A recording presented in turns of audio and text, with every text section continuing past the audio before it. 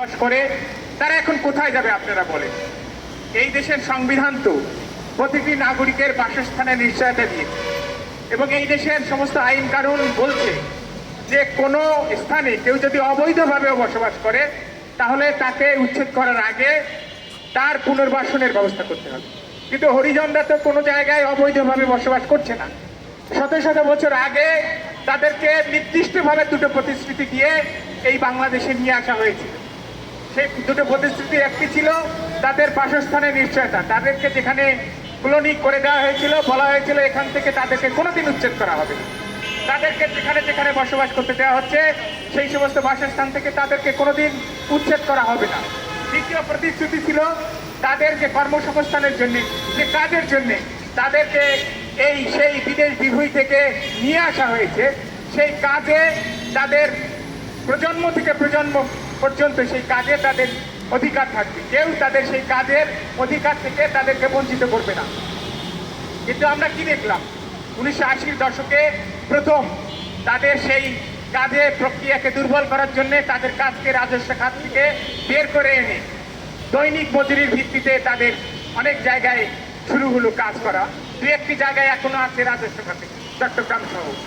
কিন্তু আমরা এই যে 1980-র দশকে এই যে প্রক্রিয়া শুরু হয়েছিল একটি জনগোষ্ঠীর বিরুদ্ধে, এটি অমানবিক, এটি অসাংবিধানিক আমরা মনে করি। সেই কারণেই আজকে এই আন্দোলন হচ্ছে। আজকে বিভিন্ন জায়গায় তাদের বসবাসের জায়গা থেকে তাদেরকে উচ্ছেদ করা হচ্ছে।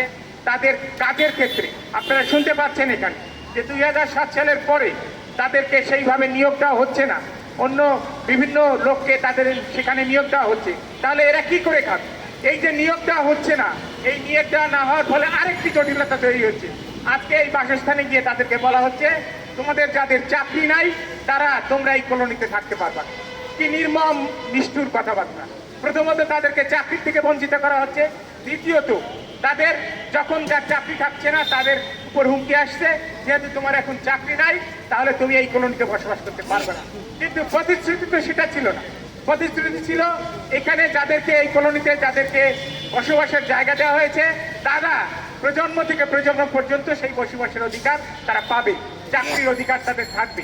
এই যে রাষ্ট্রের এই যে প্রক্রিয়া এত উপরের থেকে এগুলো হয়, এই হরিজন জনগোষ্ঠীর পক্ষ থেকে সেই প্রক্রিয়ার বিরুদ্ধে, সেই ষড়যন্ত্রের বিরুদ্ধে সংগ্রাম করে তাদের অধিকার প্রতিষ্ঠা করা সত্যিকার অর্থে একটি দুরূহ কাজ। আমরা তাদের পাশে আছি, আমরা আইনজীবীরা তাদের পাশে আছি। আমি সাংবাদিক বন্ধুদেরকে বিনীতভাবে অনুরোধ করব আপনারাও তাদের পাশে থাকুন। তারা আগামী রবিবারে প্রধানমন্ত্রীর বরাবরে এই বাংলাদেশে আমরা জানি 2024-এর যে বৈষম্যের বিরুদ্ধে যে গণঅভ্যুত্থান হয়েছে, সেই গণঅভ্যুত্থানের স্পিরিট হচ্ছে যে এই বাংলাদেশে সমস্ত নাগরিক সমান অধিকার পাবে, সমান আইনের আশ্রয় লাভের সুযোগ পাবে। আজকে কিভাবে সমান অধিকার আপনি নিশ্চিত করছেন যখন হরিজনদের বাসস্থান থেকেই তাদেরকে আপনি উচ্ছেদ করছেন? হতে পারে একটি জায়গা রাষ্ট্রীয়ভাবে তার প্রয়োজন হতে পারে, সেক্ষেত্রে আইন কানুন হচ্ছে একেবারে আইনের ভাষা হচ্ছে। যদি সেইখান থেকে তাদেরকে পুনর্বাসন না দেন তাহলে সেই জায়গায় আপনি রাষ্ট্রের উন্নয়ন কাজও করতে পারবেন না। আমরা হরিজন জনগোষ্ঠীর বাংলাদেশ হরিজন ঐক্য পরিষদের এই যে 29তম প্রতিষ্ঠা বার্ষিকীতে তারা যে প্রোগ্রাম করছে সেই প্রোগ্রামের সাফল্য কামনা করি। আমরা